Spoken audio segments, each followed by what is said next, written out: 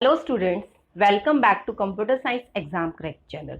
In the last video, we were discussing about what is view serializability. So today, in continuation of the previous lecture, today we will focus only on view equivalence. अगर आपको view equivalence prove करना आ जाता है तब हम आगे बढ़ेंगे कि व्यू सीरियलाइजेबिलिटी को कैसे आप आइडेंटिफाई करेंगे। ठीक है, तो व्यू सीरियलाइजेबिलिटी को प्रूव करने के लिए कि whether this particular schedule is view serialisable और नॉट, उससे पहले आपको व्यू इक्विवेलेंस आना चाहिए। ठीक है, तो व्यू इक्विवेलेंस को प्रूव करने के लिए हमारे पास यहाँ पर 3 कंडीशंस होती है। अब फर्स्ट कंडीशन क्या है हमारे पास कि if S1 and S2 view equivalent, if and only if transaction Ti reading the data item A from initial database in S1, then in S2 also transaction Ti should read data item A from DB। देखिए ये आप definition अपने आप पढ़ लेना, मैं इसकी shortcut बता देती हूँ। इसका मीनिंग क्या है फर्स्ट कंडीशन का कि इनिशियल रीड। ठीक है, तो आप इसको अपनी अंडरस्टैंडिंग के लिए, आपको रिमेंबर करने के लिए आप इसको initial read as a read समझेंगे। ठीक है, अब इनिशियल रीड में क्या है कि मान लीजिए आपके पास मोर देन वन ट्रांजेक्शन है। ठीक है, किसी पर्टिकुलर शेड्यूल में, ये आपके पास एक शेड्यूल गिवन है S1, इसमें कितनी ट्रांजेक्शन है? 3 ट्रांजेक्शन है, T1, T2 एंड T3। ठीक है, तो इनिशियल रीड का मतलब क्या है कि किसी पर्टिकुलर डेटा आइटम को अगर एक ट्रांजेक्शन रीड कर रही है तो दूसरे शेड्यूल में भी उसी पर्टिकुलर डेटा आइटम को वही ट्रांजेक्शन रीड करेगी, तो ये व्यू इक्विवेलेंस होगा, अदरवाइज ये नहीं होगा। तो फर्स्ट कंडीशन क्या है आपकी? इनिशियल रीड है। अब देखते हैं एग्जांपल की हेल्प से। देखिए यहां पर आपके पास T1, T2 और T3 3 ट्रांजेक्शन हो गई।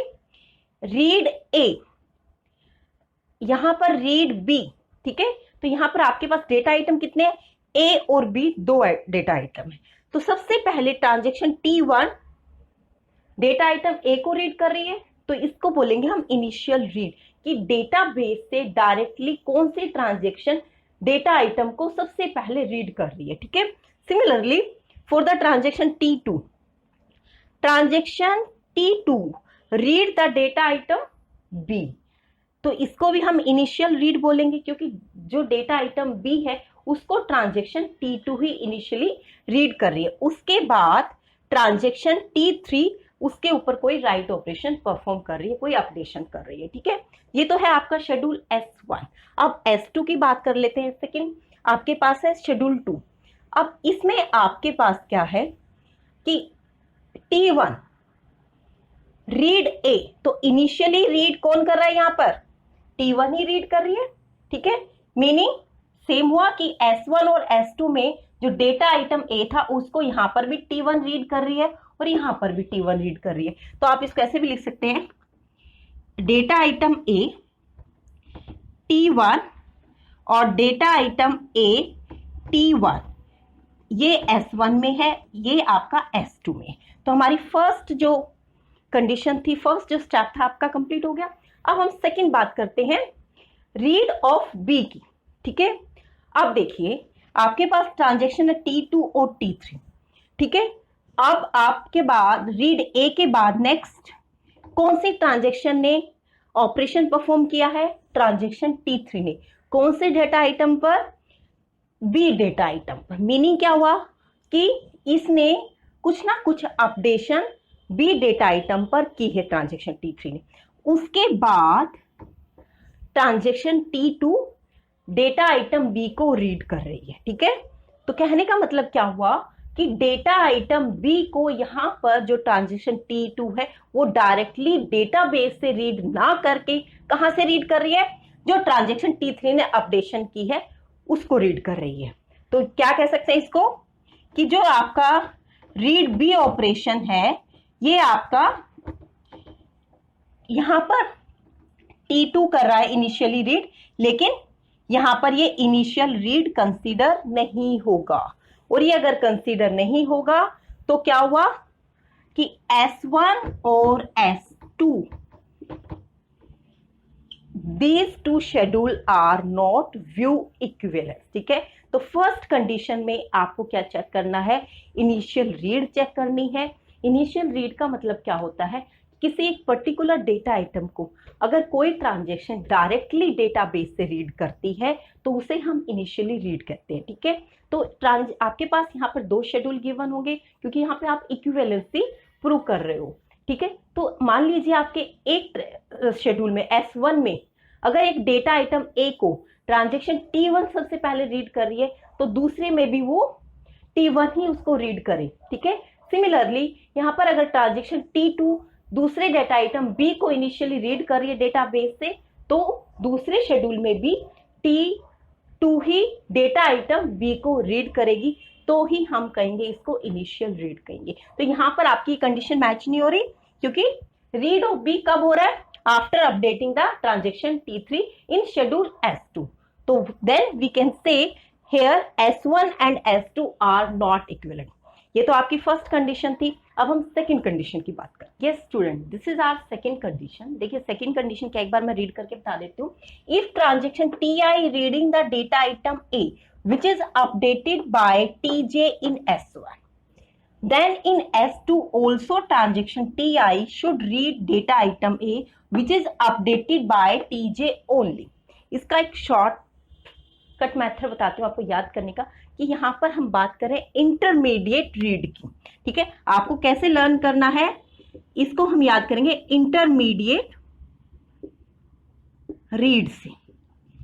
ठीक है, इंटरमीडिएट रीड का मीनिंग क्या होता है कि मान लीजिए एक ट्रांजेक्शन है आपकी TI, उसने किसी डेटा आइटम को रीड किया।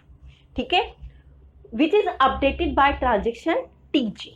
ठीक है, कि ट्रांजेक्शन TJ ने उसको अपडेट किया, ट्रांजेक्शन TI ने उसको रीड कर लिया। दूसरे शेड्यूल में भी क्या होना चाहिए, ट्रांजेक्शन TJ ने उसको अपडेट किया और ट्रांजेक्शन TI ने उसको रीड कर लिया। तो इसको बोलते हैं हम इंटरमीडिएट रीड भी बोल सकते हैं। ठीक है, अब इसको हम एग्जाम्पल की हेल्प से समझते हैं। Here we have 2 schedule S1 और S2।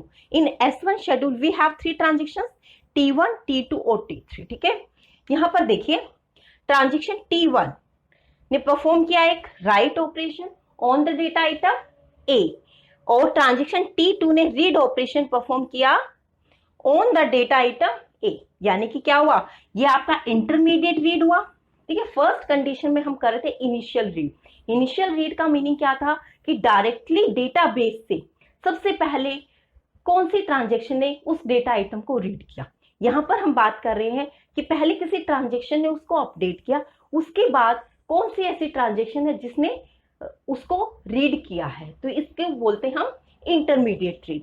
तो यहाँ पर ट्रांजेक्शन T1 ने राइट ऑपरेशन परफॉर्म किया ऑन द डेटा आइटम ए और ट्रांजेक्शन T2 ने उसको रीड किया।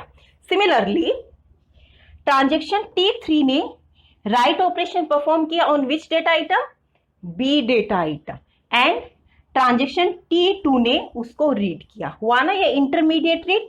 अब आपको यही सेम चीज चेक करनी है दूसरे शेड्यूल में।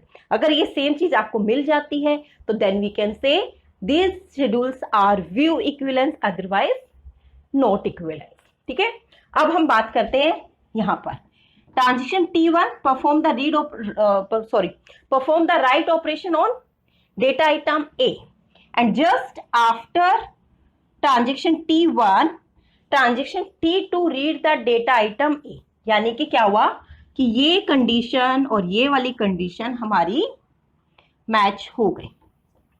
अब हमें क्या चेक करना है कि ट्रांजेक्शन T3 ने डेटा आइटम B पे राइट ऑपरेशन परफॉर्म करेगी पहले, उसके बाद ट्रांजेक्शन T2 रीड करेगी। लेकिन हम शेड्यूल S2 में क्या देख रहे हैं कि ट्रांजेक्शन T1 ने राइट ऑपरेशन पहले परफॉर्म किया, उसके बाद ट्रांजेक्शन T2 ने रीड ऑपरेशन परफॉर्म किया on the data item B। यानी कि ये जो कंडीशन है हमारी, ये वाली कंडीशन, और इसको और भी अच्छा मैं सर्कल बना देती हूँ, ये कंडीशन हमारी मैच नहीं हो रही। तो ये मैच नहीं हो रही तो हम ये कहेंगे कि S1 और S2 are not equivalent. Fine. तो स्टूडेंट्स ये थी आपकी second condition.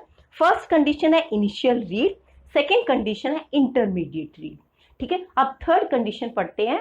what is the third condition for the view? Student, this is our third condition for proving the whether two schedules are view equivalence or not. देखिए third condition क्या कहती है, if transaction TI updated the data item A finally in S1, कोई transaction TI किसी data item A को finally update करते किसी schedule में S1 में, then in S2 also transaction TI updated the data item A finally, तो दूसरे schedule में भी वही ट्रांजेक्शन उसी डेटा आइटम को फाइनली अपडेट करेगी. ठीक है, तो शॉर्टकट मेथड इसका क्या है, इसको हम बोलते हैं फाइनल अपडेट.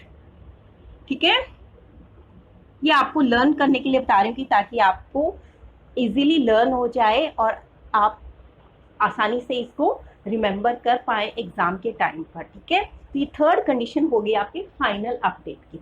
मीनिंग क्या हुआ कि किसी एक ट्रांजेक्शन ने एक पर्टिकुलर डेटा आइटम को एक शेड्यूल के अंदर फाइनली अपडेट कर दिया, तो वही ट्रांजेक्शन उसी पर्टिकुलर डेटा आइटम को दूसरे शेड्यूल में अगर फाइनली अपडेट करती है तो ये आपका थर्ड कंडीशन होगा व्यू इक्विवेलेंस को प्रूव करने के लिए. अब एग्जांपल की हेल्प से इसे समझ लेते हैं. Here we have three transactions T1, T2, T3. ठीक है, अब देखिए सबसे पहले आपके पास डेटा आइटम A. अब डेटा आइटम A को सबसे पहले किसने राइट किया, ट्रांजेक्शन T1 ने, उसके बाद ट्रांजेक्शन T2 ने उसको रीड किया. तो फाइनल अपडेट क्या हुआ डेटा आइटम A का, ये वाला. ठीक है, तो आप लिख सकते हैं transaction T2 right A in S1. ठीक है, अब चेक कर लेते हैं दूसरे शेड्यूल में. ट्रांजेक्शन T1 ने पहले उसको राइट किया A को, उसके बाद ट्रांजेक्शन T2 ने डेटा आइटम A के अंदर कुछ मॉडिफिकेशन कर दी. यानी कि क्या हुआ कि यहाँ पर भी आपको सेम कंडीशन मैच हो रही है, ये वाली कंडीशन यहाँ पर मैच हो रही है, तो ये चीज आपकी ओके है. ठीक है, आपकी ये कंडीशन मैच हो जाएगी S2 में भी. ठीक है, तो फर्स्ट स्टेप कंप्लीट हो गया. अब आपके पास दूसरा डेटा आइटम क्या है, आपके पास डेटा आइटम है B. अब B को चेक करना, B को फाइनली कौन सी ट्रांजेक्शन ने अपडेट किया. देखिए इसके बाद पहले ट्रांजेक्शन T3 ने अपडेट किया, उसके बाद ट्रांजेक्शन T2 ने अपडेट किया और फाइनली अपडेट किसने किया, ट्रांजेक्शन T1 ने किया. यानी कि T1 right of B in S1. अब हम चेक कर लेते हैं शेड्यूल S2 में. सबसे पहले राइट ऑपरेशन किसने परफॉर्म किया, B डेटा आइटम पर, T3 ने, ये वाली बात. ठीक है, उसके बाद किसने परफॉर्म किया राइट ऑपरेशन, ट्रांजेक्शन T1 ने, और T1 के बाद ट्रांजेक्शन T2 ने परफॉर्म किया. ठीक है, तो फाइनल क्या हुआ, फाइनल किया ट्रांजेक्शन T2 ने. यहाँ पर ट्रांजेक्शन T2 ने शेड्यूल 2 के अंदर फाइनली अपडेट किया है डेटा आइटम B को. ठीक है, तो ये जो कंडीशन है ये आपकी मैच नहीं हुई, और अगर ये मैच नहीं हुई तो then we can say S1 and S2 are not equivalent. तो स्टूडेंट्स आई थिंक कि आपको समझ आ गया होगा कि व्यू इक्विवेलेंस को प्रूव करने के लिए आपके पास यहाँ पर थ्री कंडीशंस हैं, और जब तीनों कंडीशन आपकी एक बार में ही सेटिस्फाई होती हैं तभी आप कह सकते हैं कि this particular schedules are view equivalence और नॉट. ठीक है, पहली condition initial read, second condition intermediate read, और थर्ड कंडीशन आपकी फाइनल अपडेट. ठीक है, तो आई होप कि आपको समझ आ गया होगा. अब एक और प्रैक्टिस क्वेश्चन कर लेते हैं जिससे आपका अगर थोड़ा बहुत डाउट होगा भी तो वो भी क्लियर हो. यस स्टूडेंट, ये आप एक क्वेश्चन है जिसकी हेल्प से आपको और भी अच्छे से क्लियर हो जाएगा कि व्यू इक्विवेलेंस को आप कैसे प्रूव करते हैं. तो यहाँ पर आपके पास दो शेड्यूल गिवन है S1 और S2. ठीक है, S1 के अंदर क्या है, दो ट्रांजेक्शन है T1 और T2.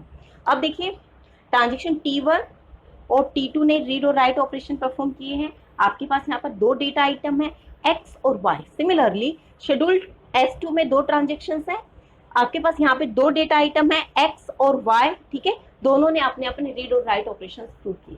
तो व्यू इक्विवेलेंस को प्रूव करने के लिए फर्स्ट कंडीशन क्या है आपकी, इनिशियल रीड. यहाँ साइड में लिख लेते हैं और वन बाय वन हम इनको चेक करते जाएंगे. सेकेंड है आपका इंटरमीडिएट रीड. ठीक है, ये मैं शॉर्टकट इसको शॉर्टकट नहीं, इसको शॉर्ट नेम कह सकते हैं कि शॉर्ट नेम से यहाँ पर मैं इनको लिख रही हूँ.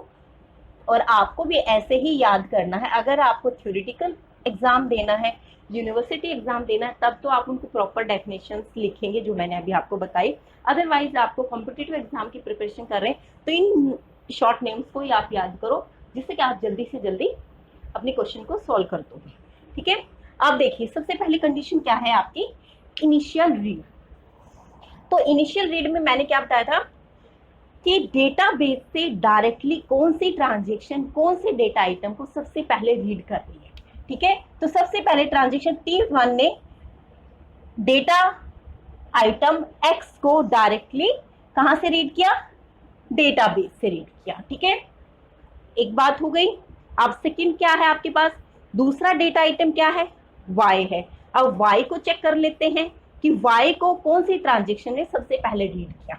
देखिए यहाँ पे ट्रांजेक्शन T1 ने रीड और राइट किया सिर्फ X डेटा आइटम।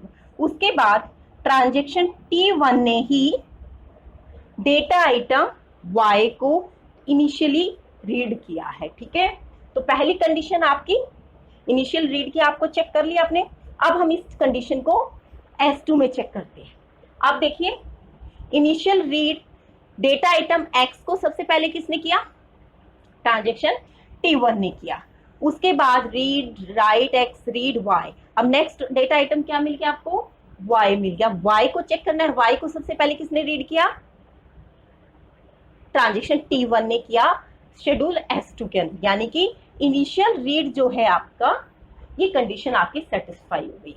अब हम सेकेंड कंडीशन की बात करते हैं, इंटरमीडिएट रीड की। इंटरमीडिएट रीड क्या बताया था मैंने कि मान लीजिए TI ने किसी पर्टिकुलर डेटा आइटम को अपडेट किया है और उसके बाद TJ ने उसको डायरेक्टली रीड किया है। तो TJ ने जो डायरेक्टली रीड किया है कहाँ से, TI से।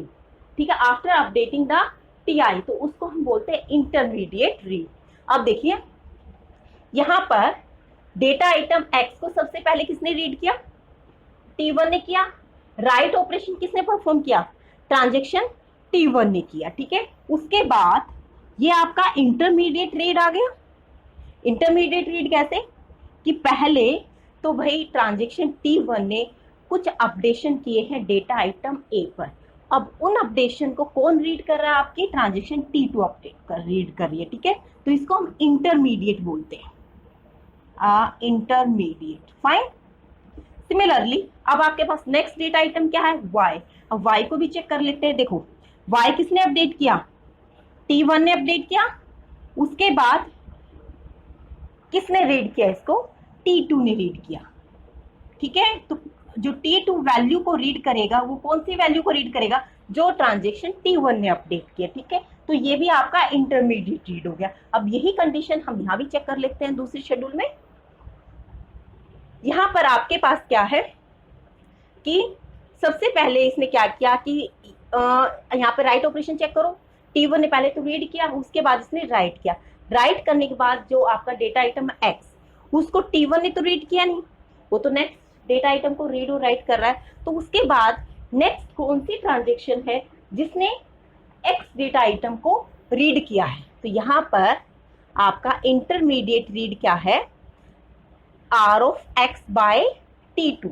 तो T1 ने अपडेट किया, T2 ने उसको रीड किया, तो ये यहाँ पर मिल गया आपको इंटरमीडिएट रीड। ठीक है, तो वही कंडीशन है, T1 ने यहाँ पे राइट किया था, T2 ने उसको रीड किया था। सिमिलरली यहाँ पर डेटा आइटम Y को चेक करते हैं। डेटा आइटम Y को T1 ने राइट किया, उसके बाद T2 ने रीड किया। तो ये एक आपका अगेन इंटरमीडिएट मिल गया।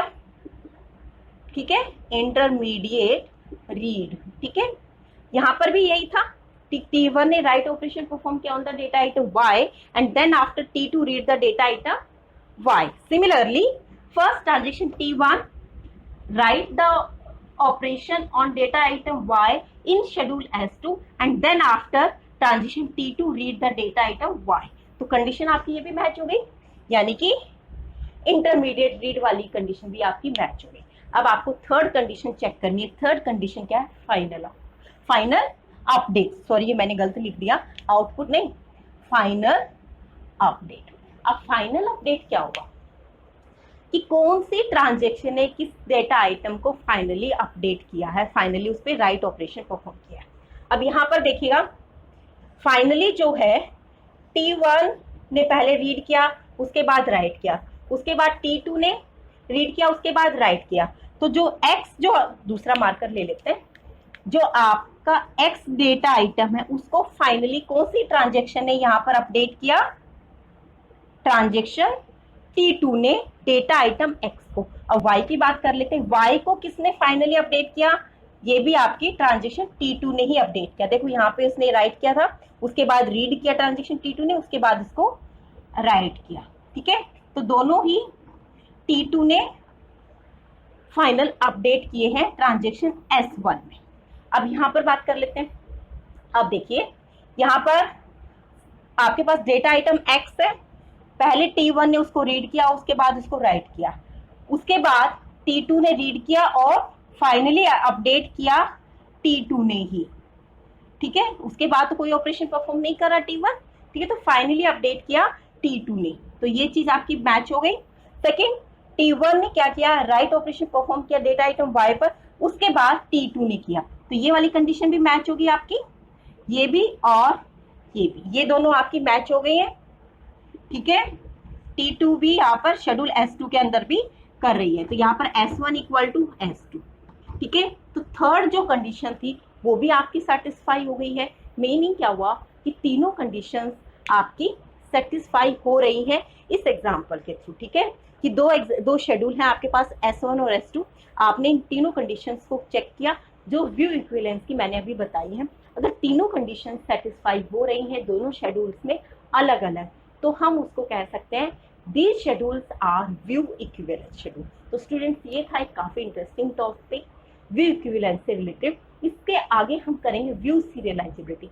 व्यू सीरियलाइजेबिलिटी को समझने के लिए आपको व्यू इक्विवेलेंस का पता होना चाहिए। ठीक है, एग्जाम में क्वेश्चन भी आते हैं यहाँ पर, तो इसीलिए पहले मैंने आपको व्यू इक्विवेलेंस कराया है। और आपसे मेरी एक रिक्वेस्ट है कि अगर आपको ये वीडियो पसंद आया हो तो प्लीज़ इसे लाइक शेयर करना ना भूलें और कमेंट जरूर कीजिएगा, ये मुझे मोटिवेट करेगा। अगर आपको समझ नहीं आता है वो भी आप मुझे बताएं, और अगर आपको अच्छा लगता है वो भी आप मुझे बताएं। ठीक है, तो इससे क्या होगा कि मेरा मोटिवेशन इंक्रीज होगा। तो अगर आपने मेरे चैनल को सब्सक्राइब नहीं किया है तो जल्दी से इस चैनल को सब्सक्राइब कर दो, बेल आइकन को प्रेस कर दीजिएगा ताकि आने वाले वीडियोस का नोटिफिकेशन आपको मिलता रहे और आपके एग्जाम की प्रिपरेशन में मैं आपकी इनडायरेक्टली और डायरेक्टली हेल्प कर सकूं। तो स्टूडेंट्स, ये था आज का टॉपिक। आज के लिए इतना ही, मिलते हैं नए वीडियो में नए टॉपिक के साथ। तब तक के लिए थैंक यू।